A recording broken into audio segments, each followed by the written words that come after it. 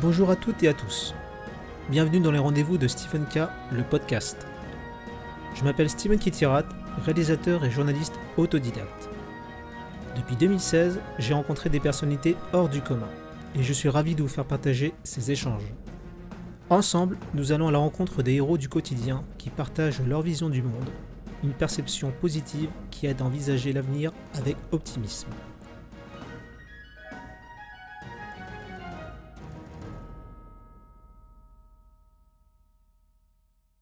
Bonjour Monsieur Hamon, Bonjour, merci d'avoir accepté mon invitation.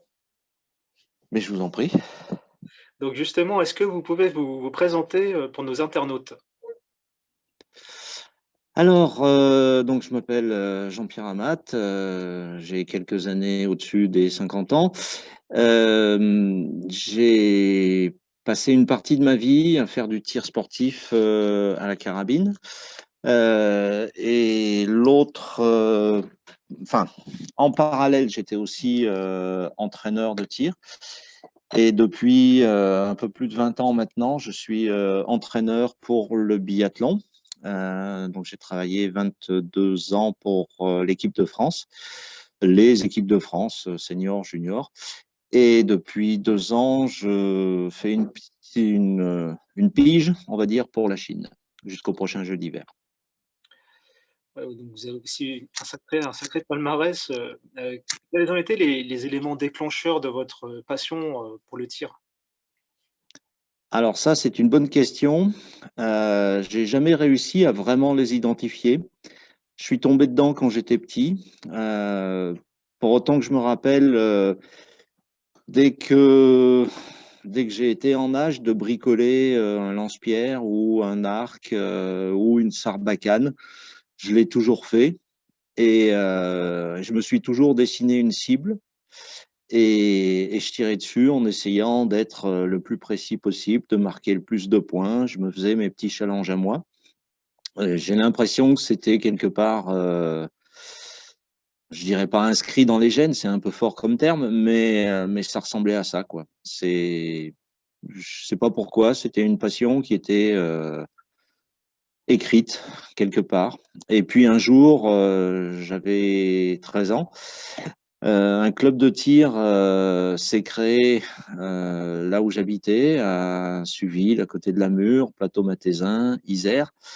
Et, euh, et quand donc il a fallu se former, on est allé le faire dans un club de tir de Grenoble. Et quand j'ai vu pour la première fois une carabine de compétition, ça a été je dirais un choc, mais un choc positif.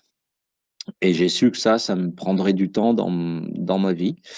Et puis 1 an et demi après, j'ai participé à mon premier stage en tant que jeune tireur.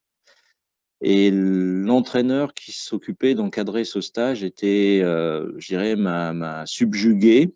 Et je suis reparti du stage en me disant que d'un côté, j'essaierais de faire du tir, une carrière, mais que d'un autre, le métier que j'avais envie de faire, ce serait entraîneur de tir. Et donc ça, j'avais, oui, 14 15 ans. Et voilà, j'en ai plus de 50 aujourd'hui et c'est toujours dans cette ligne que je m'inscris. Alors, que vous a procuré, que vous procure le tir en termes de sensations, de vibrations? Alors, je dirais c'est un plaisir intellectuel, un petit peu comme pourrait l'être le jeu d'échecs. Quand on commence à jouer aux échecs, on s'aperçoit rapidement qu'on n'est pas bon. Mais on n'a pas envie de laisser tomber le morceau, quoi. C'est bon, ben, ok, je vais apprendre, je vais passer le temps nécessaire. Et, et là, il faut commencer à réunir tous les éléments de cette recherche, de cette quête, on va dire. Apprendre, comprendre, savoir ce qui se passe. Alors au début, c'est tout à fait externe à soi, je dirais. On est plus dans les lois de la physique, à essayer de les cerner un peu mieux pour créer de la stabilité, pour comprendre le fonctionnement d'une carabine, pour savoir comment s'en servir au mieux. Et puis une fois qu'on a passé ce cap, je dirais, essentiellement technique, on s'aperçoit que la grosse différence entre des choses qui sont réussies et des choses qui sont ratées, ça vient de soi-même, quoi. Et ça peut venir d'assez profond. Et donc là, cette discipline devient un miroir. Et il faut aller chercher assez loin, assez profondément en soi pour arriver à réussir. Je dirais, typiquement savoir de quoi on a peur, pourquoi est-ce qu'on a peur, développer les choses qu'on aime. Enfin, c'est vraiment une introspection assez poussée. Alors au-delà de la performance, quelles sont les valeurs que vous transmettez à vos athlètes? Oula, euh, j'irai pas jusqu'à dire que j'essaie de transmettre des valeurs. J'essaie de leur transmettre une connaissance. Enfin, s'il y a une valeur que j'aimerais arriver à leur transmettre, j'essaye, mais c'est pas toujours facile, c'est au moins la curiosité. Euh, j'ai croisé beaucoup d'athlètes de différents horizons dans ma carrière d'entraîneur que j'ai essayé de pousser vers le haut, on va dire. Certains n'étaient pas curieux, étaient simplement en attente de conseils ou de trucs, entre guillemets. Ça, c'est l'arlésienne de beaucoup de disciplines. C'est quoi ton truc? Ben, il n'y a pas de truc. Malheureusement, c'est juste le travail. Et comme il faut y passer beaucoup de temps, il faut aussi trouver une très bonne raison de le faire, autre que la recherche du succès. J'ai croisé aussi des gens, des athlètes qui rêvaient de devenir champion de quelque chose, mais qui n'étaient pas prêts à fournir le temps nécessaire, à y passer l'énergie nécessaire. Ceux-là se sont fourvoyés rapidement, quoi. Donc, il faut arriver à trouver une espèce de chemin détourné qui les fasse aller tous les jours à l'entraînement. Et puis après, leur donner aussi une manière de l'organiser. Je suis assez bordélique d'une manière générale dans la vie, mais pas pour ça. Pour tout ce qui est entraînement, le mien et celui des autres, je pense être très organisé, très méthodique. Et je crois que la méthode apporte énormément en termes de rentabilité. On peut s'entraîner beaucoup, mais si on n'organise pas bien les choses, on tourne en rond et on ne progresse pas. Euh, il y a une forme d'analyse, je dirais, le terme scientifique est bien trop fort, mais ça ressemble un petit peu à ça quand même. Il y a une analyse qui doit être faite assez régulièrement sur qu'est-ce que je suis en train de faire, comment je le fais, pourquoi, c'est quoi la prochaine étape ou c'est quoi la priorité du moment. Et il faut accepter de travailler étape par étape, sinon on a vite fait de se perdre. Comment la Chine, vous a contacté en fait? Enfin, j'ai vu qu'ils ont j'imagine ils ont dû voir votre palmarès donc mais comment ça s'est passé, cette rencontre? Alors, je crois qu'ils ont regardé mon palmarès ou mes états de service après m'avoir contacté. En fait, ils avaient déjà contacté un entraîneur norvégien, Tobias Torgersen, pour encadrer l'équipe. Tobias a fonctionné une année tout seul.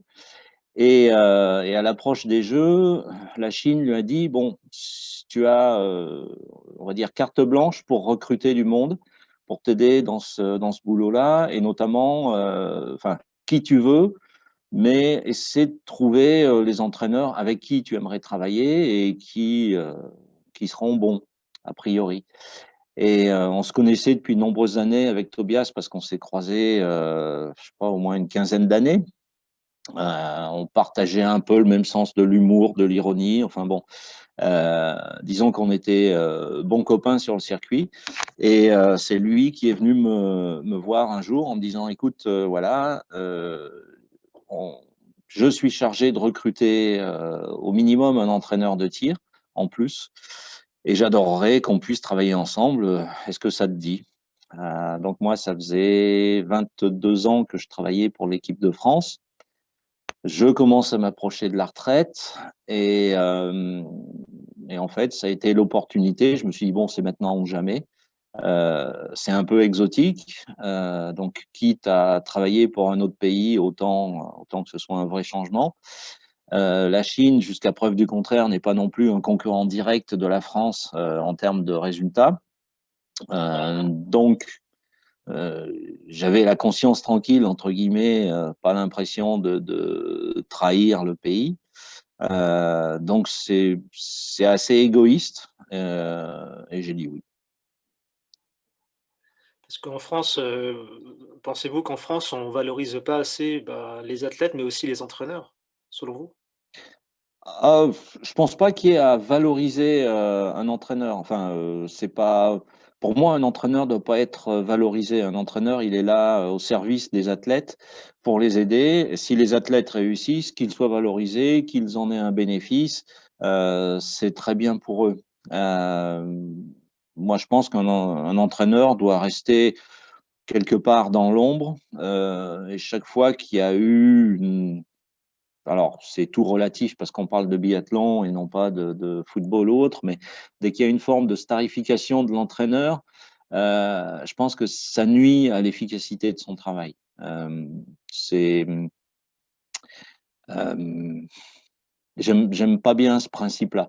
Euh, donc bon, oui, j'ai pas tout à fait fini l'histoire. Donc Tobias avait proposé ma candidature à la Chine, qui à l'époque recrutait à tour de bras dans plein de disciplines différentes et qui avait un contrat avec une boîte canadienne, me semble-t-il, qui faisait une enquête, qui a fait des enquêtes sur chacun des entraîneurs proposés et qui rendait un avis à la Chine en disant a priori cet entraîneur-là euh, est plutôt très bien ou enfin bon. Il faisait un rapport là-dessus. Le rapport me concernant a été positif et donc l'aventure a démarré. Après, euh, en France, je dirais, je juge pas quoi que ce soit. On a des entraîneurs et puis chacun se décarcasse autant qu'il peut pour améliorer le système. Ils sont peut-être pas autant mis en avant que dans d'autres pays. Je pense à la Norvège notamment, où le biathlon est une discipline majeure. Et bien sûr, dès qu'il se passe quelque chose, dès qu'il y a un nouvel entraîneur, dès un entraîneur a dit quelque chose, il y a des conséquences médiatiques, on va dire, plus larges que chez nous. Mais ça, c'est vraiment pas quelque chose qui me manque. Je pense pas, en tout cas, que ce soit qu'on puisse relier ça à l'efficacité d'un entraîneur. Alors une question un peu philosophique, à travers vos rencontres, compétition hors compétition, de manière générale, vous, qu'est-ce que vous avez appris sur l'être humain? Oula, euh, bah, tout ce que j'ai appris est quand même très très cerné, enfin tourne autour de l'apprentissage du tir. Je me permettrai pas de juger dans d'autres domaines. Je pense pas en avoir les compétences. Par contre, tout ce qui tourne autour du tir, euh, je pense que à peu près n'importe qui, à partir du moment où il a envie de progresser dans ce domaine, peut le faire. Si on parle d'une course de ski de fond ou des qualités nécessaires pour aller vite en ski de fond, par exemple, ben, il faut remercier Dame Nature, quoi. Parce que certains athlètes ont des capacités cardiovasculaires qui sont nettement au-dessus de la moyenne, ça va les aider. D'autres ont été desservis par Dame Nature, et ceux-là, ils n'y arriveront pas, quelle que soit la quantité de travail fourni. Pour le tir, par contre, il y a aucune, en tout cas, j'ai toujours pas identifié une prédisposition génétique ou un empêchement génétique. Progresser dans le domaine du tir, c'est du travail et que du travail. Tout s'apprend. Donc, le problème, c'est plus de trouver les bonnes sources que de se dire ben, je suis doué ou je suis pas doué. Alors, au début de l'apprentissage, il y a certains athlètes qui vont plus vite que d'autres, mais ce que j'ai cru identifier aussi, c'est que dans les jeunes catégories, les athlètes qui démarrent très vite ne, ne connaissent pas le goût du travail ou n'apprécient pas ça. Ça va trop vite, tout leur est dû, et à un moment donné dans la progression, de toute façon, il faut passer par une phase de travail très importante, et ceux qui n'ont pas eu besoin de le faire au début de leur carrière ne savent plus le faire, et ceux-là disparaissent. Euh, mais la plupart du temps, les gens qui marquent leur discipline sont des gens qui ont pas forcément été des très bons juniors, euh, mais ont continué de manière très très assidue et ont fini par réussir. Encore une fois, c'est le travail qui fait la diff. Après, on s'aperçoit aussi que le cas typique, c'est certains athlètes qui sont très forts à l'entraînement, ceux qu'on appelle les champions du monde de l'entraînement, et qui ont du mal à concrétiser lors des compétitions. Là, on n'est plus du tout dans la technique, on rentre dans un domaine beaucoup plus mental, et c'est là que la personnalité fait la différence. Alors, ce que j'appelle la personnalité, c'est on a les gens qui sont sûrs d'eux-mêmes, et cela, c'est relativement facile de les mettre dans le bon sens. Ceux qui doutent de tout, ceux qui n'envisagent que l'échec, euh, il faut trier un petit peu là-dedans. Il faut arriver à savoir, je dirais, dans quelle case se classe la personne en question. Et là, il faut faire un travail beaucoup plus centré sur la personne, sur ses croyances, sur ses peurs. Il faut de temps en temps remonter un peu loin derrière, sur son entourage éventuellement aussi. Euh, et il faut arriver à trouver la clé qui va déverrouiller tout ça. Vous étiez C'est dans quelle case? Pardon? Vous étiez dans quelle case? Dans le côté sûr, dans le doute? Euh, je m'étais pas mis de. Enfin, quand j'ai commencé, alors je faisais partie des pas très très doués entre guillemets. Euh, Mon premier championnat de France, j'étais cadet et j'ai terminé avant-dernier parce que le dernier n'était pas venu. Il n'avait pas tiré, donc je pouvais pas faire moins que lui. Mais en gros, j'étais dernier, quoi. Mais je dirais, je m'en foutais un petit peu. C'est pas le classement, moi, qui m'intéressait. J'ai toujours davantage rêvé du tir parfait, de la très grosse performance, du plaisir que ça amène de tirer un 10, 2 10, 50 ou 60 sur 60. C'est la performance en elle-même qui m'intéressait, et la manière de la construire et la manière de faire quelque chose de beau et enfin d'efficace d'abord, donc pour moi, pour mes références personnelles, donc beau. Et, euh, et après, ben, il se trouve que dans cette quête, il y a eu des titres qui sont arrivés, mais j'ai jamais rêvé d'un titre. C'était vraiment la performance en elle-même qui m'intéressait, la manière de construire quelque chose, euh, la progression et la compréhension de ce système. Encore une fois, la motivation de base, je savais que je ferais du tir, mais je savais que ce que je voulais faire avant tout, c'était entraîneur de tir, pour comprendre tout ça et le comprendre de mieux en mieux et de plus en plus. Et je suis toujours dans cette logique. J'ai arrêté ma carrière il y a 20 ans maintenant, mais ma carrière de tireur, mais je continue cette espèce de quête. Je continue à apprendre tous les jours pendant que j'enseigne. Avez-vous des regrets au cours de votre carrière? Oh oui, je dirais pas que j'ai que des regrets, mais oui, oui, bien sûr, il y en a beaucoup.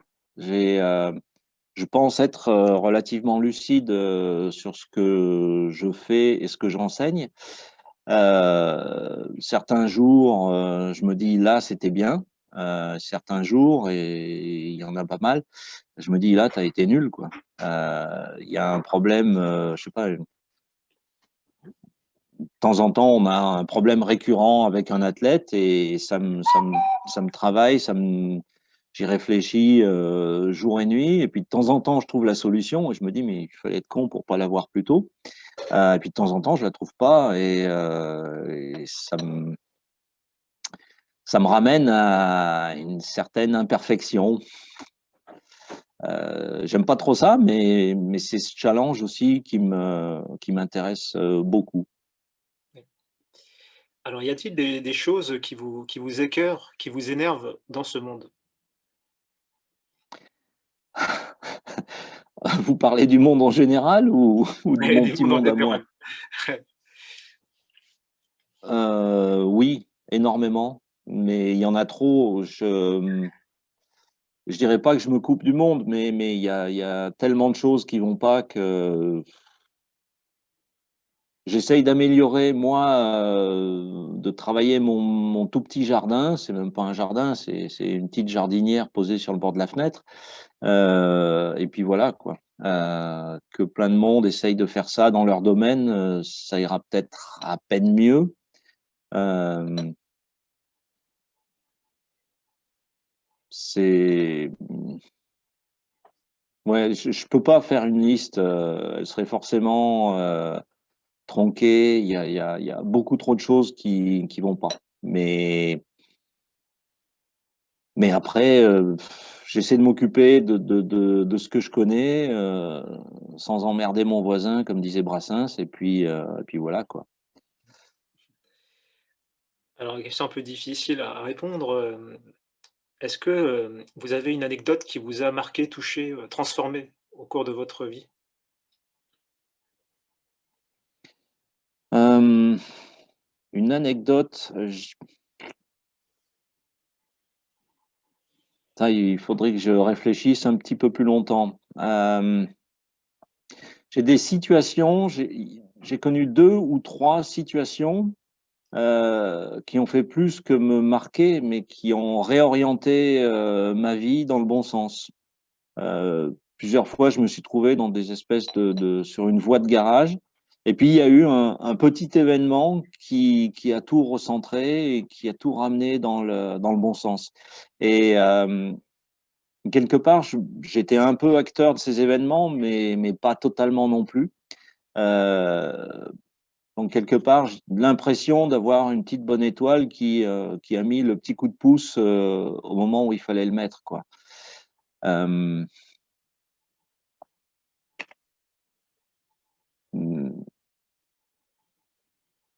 Anecdote, ouais, je pourrais peut-être en retrouver, mais pas qui ait vraiment une, en tout cas pas dans mes comportements à moi ou dans ce que j'ai pu faire moi, qui ait vraiment changé ça de manière déterminante.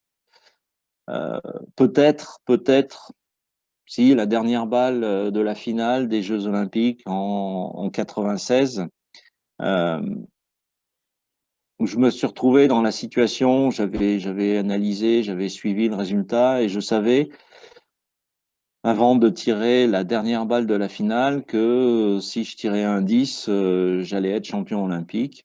Et je crois qu'à ce moment-là, tout ce que j'avais pu apprendre dans les 24 années ou les 20 années qui avaient précédé de mon entraînement, j'ai réussi à le synthétiser en une chose toute simple. C'est bon, ben ok, fais ton 10 et t'occupe de rien d'autre. Euh, je sais, pour en avoir discuté avec d'autres personnes dans d'autres disciplines ou avec les gens que j'entraîne, certaines personnes se sont retrouvées dans une situation identique à un moment donné où on sait que dans un très très court laps de temps, on est entièrement maître de son destin ou en tout cas d'une bonne ligne, d'une belle ligne sur le palmarès. Et grosso modo, il y a deux attitudes. C'est soit on pense aux conséquences de ce qu'on va faire. Si je gagne, qu'est-ce qui va se passer? Si je perds, qu'est-ce qui va se passer ou autre? Et en fait, on s'éloigne à travers ça, on s'éloigne simplement des choses qu'on a à faire. Ou alors, on se dit, bon, on va réduire ça à une chose très simple, faire un 10, je sais faire, j'en ai fait des dizaines de milliers dans ma carrière. Il faut juste que je fasse celui-là aussi. Tout le reste, on verra plus tard. C'est pas de la procrastination, c'est juste de la lucidité. Et pour le coup, celui-là, je l'ai fait. C'était pas un beau 10, mais c'était un 10, ça suffisait, quoi. Euh, donc, à travers ces 30 secondes de réflexion et d'abord réflexion, et puis ensuite, donc j'ai décidé quoi faire et comment le faire. Je dirais qu'il y avait 20 ans d'expérience qui se sont exprimés là en très très peu de temps. Et ce que ça change, c'est que ben, un titre olympique sur un palmarès, oui, bien sûr, ça change des choses. Le regard des autres, bon, après, oui, la vie est un petit peu différente, quoi. Donc, des conséquences assez importantes. Je pense que si ce 10-là, je l'avais pas mis, ben, tout simplement, on serait pas en train de parler, quoi. J'avais croisé un jour Franck Camas, euh, qui est une sommité quand même dans la voile. Et en discutant comme ça, la voile m'intéresse beaucoup. J'ai une énorme admiration pour les marins de compétition qui sont à la fois capables de développer leur outil et puis de partir autour du globe, le faire fonctionner. Et il m'avait dit, bah, si un jour tu fais un saut en Bretagne, appelle-moi si tu as envie de naviguer. À l'époque, il avait Groupama 1, donc trimaran 18 mètres. Il m'a dit, si tu as un jour, tu as l'occasion de venir en Bretagne, appelle-moi. J'ai eu l'occasion, je l'ai créé un petit peu. J'étais avec un ami, je l'ai appelé et il m'a dit, bah oui, cet après-midi, on doit sortir, on doit tester un nouveau système sur le bateau, viens. Donc, je me suis pointé à la base de Lorient. Et en fait, ils étaient en train de tester un nouvel enrouleur de génois, un système plus léger qui utilisait de la fibre de carbone au lieu d'aluminium. Enfin bon. Donc, toute son équipe technique a installé le système.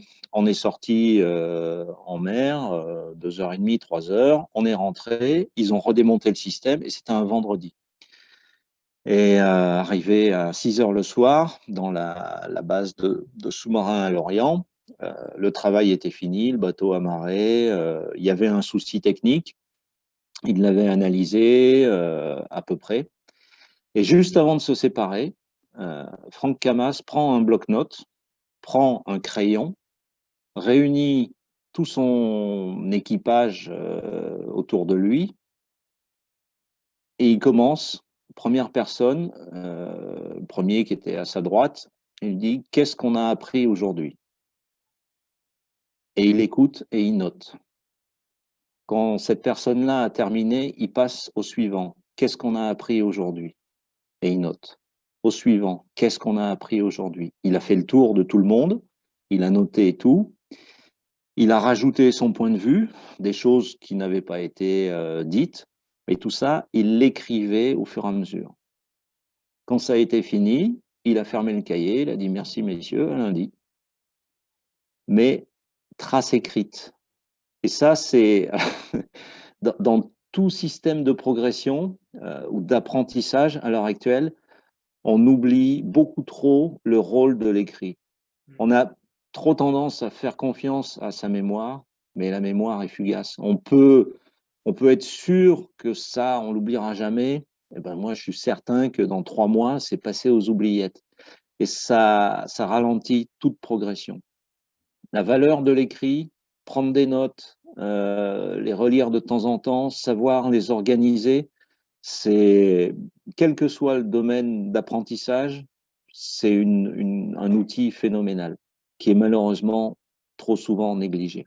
En particulier par les jeunes qui, d'une manière générale, font totalement confiance à leur mémoire, ce qui est peut-être vrai pour partie, mais jamais en totalité. Est-ce que vous avez un message pour celles et ceux qui veulent réaliser leur rêve? Ah ouais,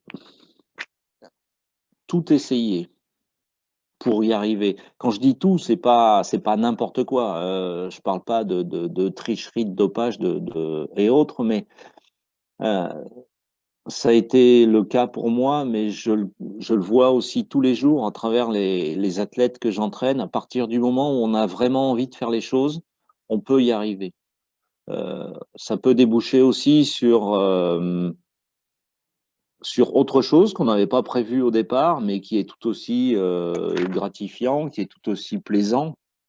Euh, Ce que je crois vraiment, c'est que personne n'a une idée réelle de ses propres limites. Euh, un projet qui me semble très intéressant dans une vie, c'est de, de repousser ses limites, non pas en faisant n'importe quoi, mais de bien regarder les choses en face et de se dire, mais là, en fait, c'est une limite que je me pose moi-même. Allez, on balaye ça, on essaye d'aller un petit peu au-delà, un petit peu au-delà.